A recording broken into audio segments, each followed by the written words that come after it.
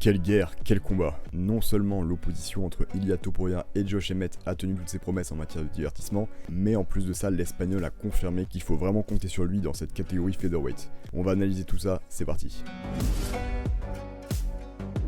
Alors tout d'abord, je voudrais revenir sur mon pronostic dans la vidéo précédente, dans la vidéo d'analyse du combat, qui était un pronostic raté puisque j'avais vu la victoire de Josh Emmett par KO ou TKO dans les 3 premiers rounds. Voilà, donc j'expliquais que Topuria est évidemment un combattant extrêmement talentueux, qui est très puissant, très efficace sur son anglaise, mais et également sur son grappling, mais que je le voyais se faire mettre en difficulté par Emmett, notamment avec le bras arrière d'Emmett, enfin en tout cas le droit, et qu'il arriverait, du coup Emmett arriverait à toucher et à trouver un KO.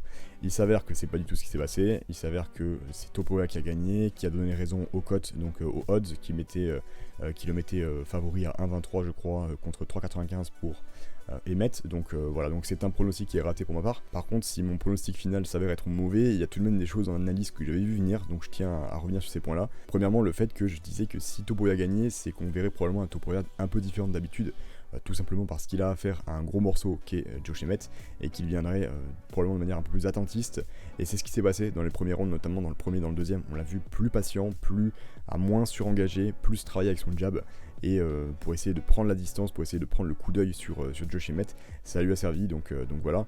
On a aussi vu un Topuria qui était dans son meilleur jour, vraiment un petit peu à la façon de McGregor lors de son prime, notamment McGregor contre Aldo, McGregor contre Alvarez surtout, où vraiment il paraissait intouchable, il touchait sans être touché, je vais revenir là-dessus, mais vraiment c'était ça aussi que je disais dans mon pronostic, c'était que si Topuria gagnait, ce serait vraiment un Topuria des meilleurs jours quoi. Et également, donc du côté d'Emmett, je m'étais en garde sur le niveau de la puissance d'Emmett, évidemment tout le monde le sait, je veux dire c'est pas une surprise, Emmett il frappe très fort, donc c'est pas un scoop, mais voilà, je disais qu'il pouvait toucher en contre, notamment avec un contre du droit et un contre du gauche évidemment, et c'est ce qui s'est un peu passé. Par moment on a vu Topuria être légèrement en danger, donc il a toujours su très bien gérer, mais tout de même. Et on a également vu du coup un Josh Emmett très dur au mal, qui est très dur à finaliser et qui est également dur à contrôler, même si, on va le voir après, Topuria a fait un bon travail là-dessus. Donc au niveau de l'analyse du combat, on a vu que Topuria était clairement meilleur dans tous les aspects du combat.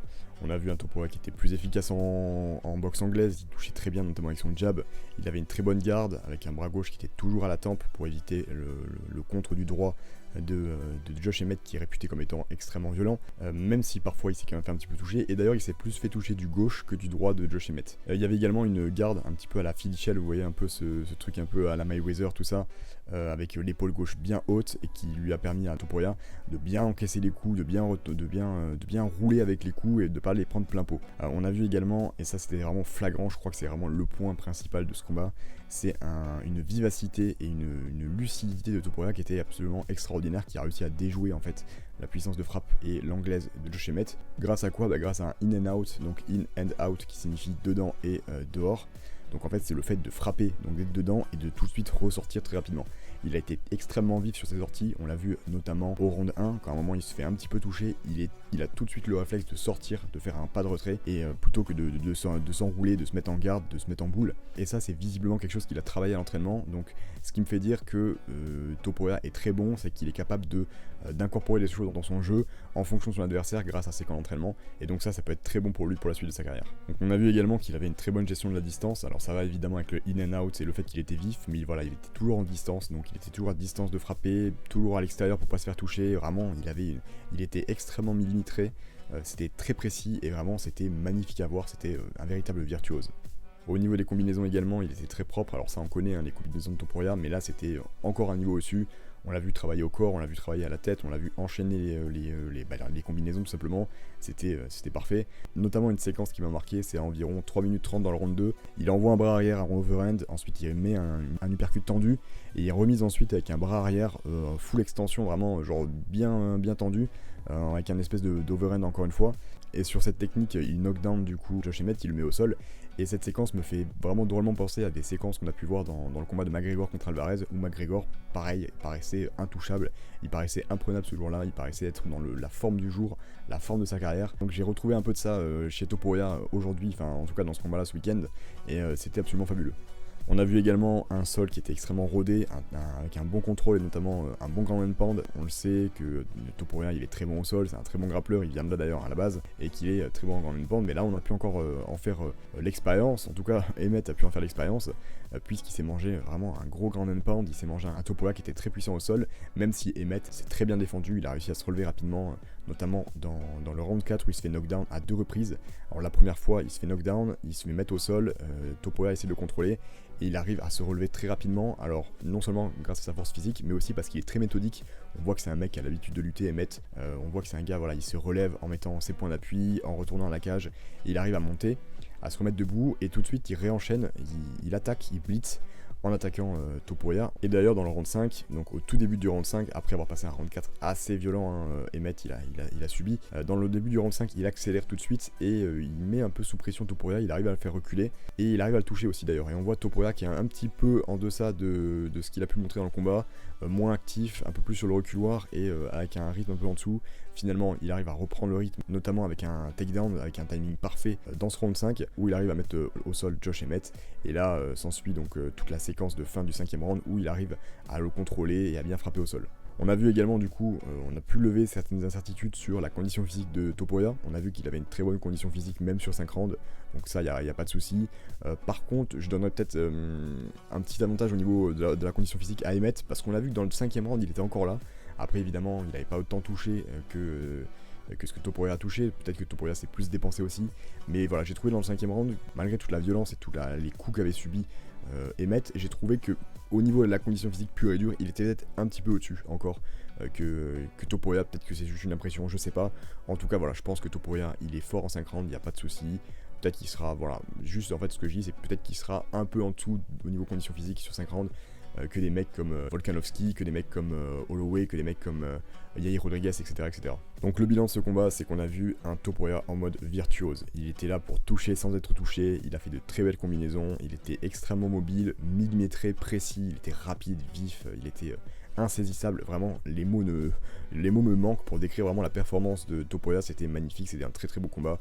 Il avait aussi un excellent footwork, on l'a vu vraiment, vraiment bien se déplacer, et vraiment il m'a fait penser au McGregor de son ascension, le McGregor featherweight et aussi le McGregor début lightweight, notamment contre Alvarez comme je disais. Gros respect à Josh Emmet pour sa combativité, il a rien lâché, il a vraiment du cœur, c'est un mec, c'est un chien de guerre ce gars. Franchement il a montré encore une fois qu'il fallait faire gaffe jusqu'à la dernière minute du combat, parce que jusqu'à la dernière seconde du combat il peut être dangereux. Donc voilà, il y a eu de très très beaux échanges, notamment dans le round 3 où il y a eu des échanges en anglais qui étaient absolument sublimes, magnifiques. Et d'ailleurs, le combat dans son ensemble a été super. La question qu'on se pose maintenant, évidemment, c'est quelle suite d'abord pour Josh Emmet. Bon, pour Josh Emmet, déjà un peu de repos parce que là, il a pris quand même assez cher, il a eu des dégâts. Sachant qu'il sortait avant ça d'un KO, d'une soumission contre Yair Rodriguez, mais après s'être fait durement toucher en middle kick et à la tête. Donc là, vraiment repos pour Josh Emmet, s'il vous plaît. L'UFC, ne le faites pas combattre trop rapidement. Mais voilà, mais en tout cas, après ça, j'imagine que l'UFC va mettre Josh Emmet en espèce de gatekeeper, c'est-à-dire en gardien de porte pour la catégorie des featherweight, probablement en gardien de porte du top 5. C'est vrai que c'est un petit peu un rôle qui lui irait à merveille, étant donné ce qu'il a pu montrer. Et bien évidemment, la grosse question qu'on se pose, c'est quelle suite pour Topuria. Alors pour Topuria, bon là on a vu, il a confirmé que vraiment il fallait compter sur lui dans cette catégorie, que c'était un contender légitime au titre, on verra, mais en tout cas au top de la catégorie. Il y avait des rumeurs qui disaient que s'il gagnait ce combat, il aurait un title shot. Je sais pas si ça va être le cas. J'ai pas écouté l'intervention post-combat de Dana White, faudrait que je regarde ça.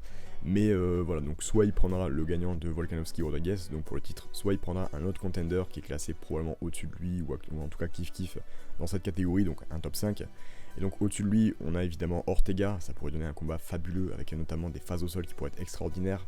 Encore une fois, il faudra pas cligner des yeux, parce qu'à tout moment on pourrait avoir une soumission, on pourrait avoir des séquences très intéressantes avec Ortega qui a un pied-point qui est quand même pas mal, on l'a vu notamment dans son combat contre Korean Zombie où il était revenu assez fort après pas mal de temps de repos, une bonne anglaise qui pourrait mettre un petit peu en difficulté Topuria, ou en tout cas qui pourrait donner un combat fabuleux. On a également Arnold Allen qui sort d'une défaite contre Max Holloway, mais un combat qui était quand même compétitif, où il a donné du fil à retordre à Max Holloway, bien que la victoire soit quand même décisive pour Max Holloway. On a vu voilà, que Arnold Allen il peut frapper fort, il est bien ancré, il a un très bon pied-point, il est très complet d'ailleurs parce qu'il a aussi une bonne lutte, une bonne anti-lutte et il a un sol qui est vraiment pas dégueu. Donc Allen, pareil, c'est un mec, moi Allen ça fait un moment que je dis Arnold Allen, faut faire attention, c'est un potentiel futur champion, le mec est très chaud. Donc un combat de prospect Topuria Allen, ça pourrait être magnifique. Je sais pas si l'UFC va le faire, peut-être parce qu'ils voudront se garder sous le coude les deux combattants, mais on verra. Et sinon, une autre possibilité, c'est évidemment quelqu'un qui est derrière lui au niveau du classement. On sait qu'il y avait un combat qui avait été booké normalement, qui devait être fait contre Movsar Evloev, qui est également un prospect qui monte. On a d'autres combattants qui sont derrière lui évidemment, mais voilà, donc je sais pas ce qui va se passer, et je pense d'ailleurs à une autre possibilité. On sait que Aljamain Sterling veut monter de catégorie, qu'il en parle depuis longtemps, qu'il veut monter en featherweight, et d'ailleurs il est très gros pour un bantamweight. C'est que hors combat il est aux alentours de quasiment 78 kg, je crois, un truc comme ça, donc pour un mec qui combat au moins 61 c'est énorme. Donc Aljamain Sterling il va monter en featherweight, c'est quasi sûr. Il veut laisser la place dans la catégorie à son pote Merab Dvalishvili. Donc est-ce qu'il pourrait monter et prendre un combat contre Topuria pour essayer d'éteindre la hype Topuria? Voilà, personne n'en a parlé pour le moment, enfin je n'en ai pas entendu parler, mais c'est un petit truc comme ça. Je me dis peut-être que ça peut être un beau coup à monter pour l'UFC.